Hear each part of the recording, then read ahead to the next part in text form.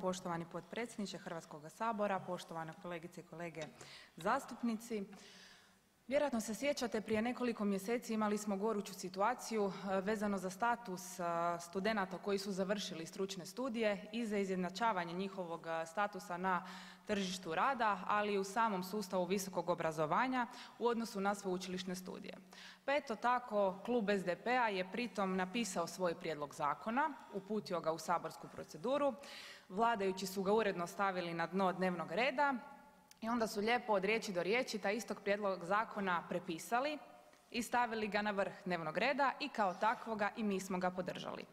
Mi smo pritom upozoravali da je još jedna problematika vrlo aktualna izuzev samog statusa diplomiranih studenata stručnih studija, a to je dakle situacija s nekoliko tisuća naših sugrađana koji su završili poslijediplomske specijalističke studije i stekli su akademske nazive sveučilišnih specijalista određenih studija. Reći ću samo da jedan takav studij košta između 30 i 60 tisuća kuna i da su oni zapravo u hrvatski sustav visokog obrazovanja i znanosti uvedeni kao svojevrsna zamjena za tadašnje magistre znanosti koji se ne stječu od daleke 2003. godine.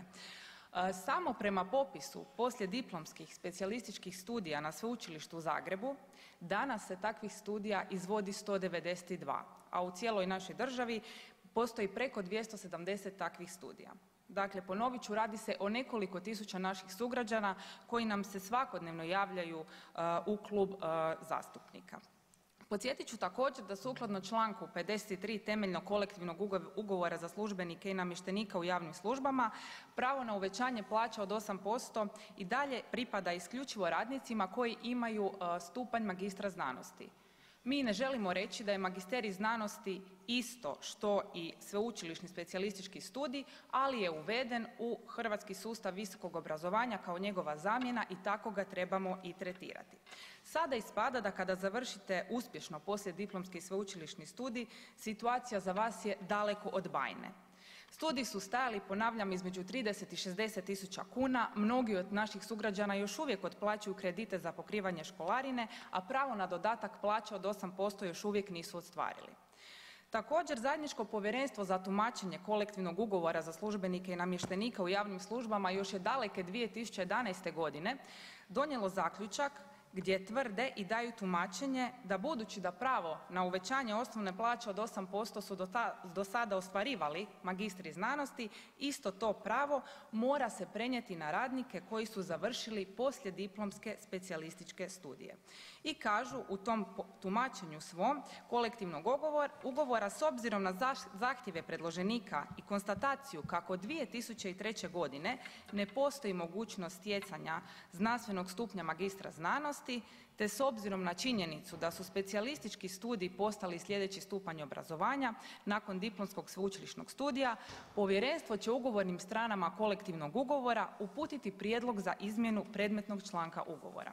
Kao što sam navela, to je bilo daleke 2011. godine, 10 godina kasnije sveučilišni specijalisti još uvijek čekaju, ministarstvo gotovo svakodnevno izdaje dopusnice za izvođenje tih specijalističkih studija, samim pristupnicima tih programa se obećava u budućnosti dodatak na plaću od 8%, kao i jednakomjeran status na tržištu rada kao što su nekad imali i magistri znanosti.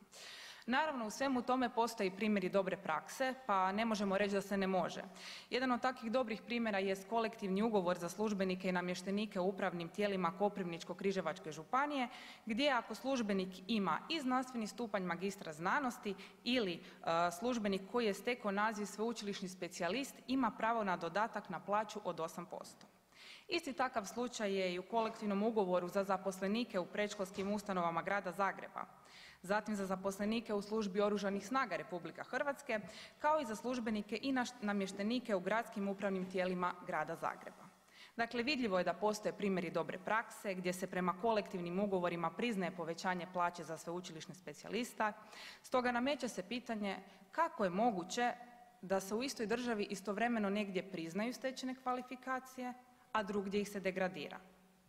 Ovakvom diskriminacijom studenata sveučilišnih studija poručuje se da država ne cijeni ljude koji su se godinama obrazovali i kako znanje i trud nisu nimalo važni. Zahvaljujem.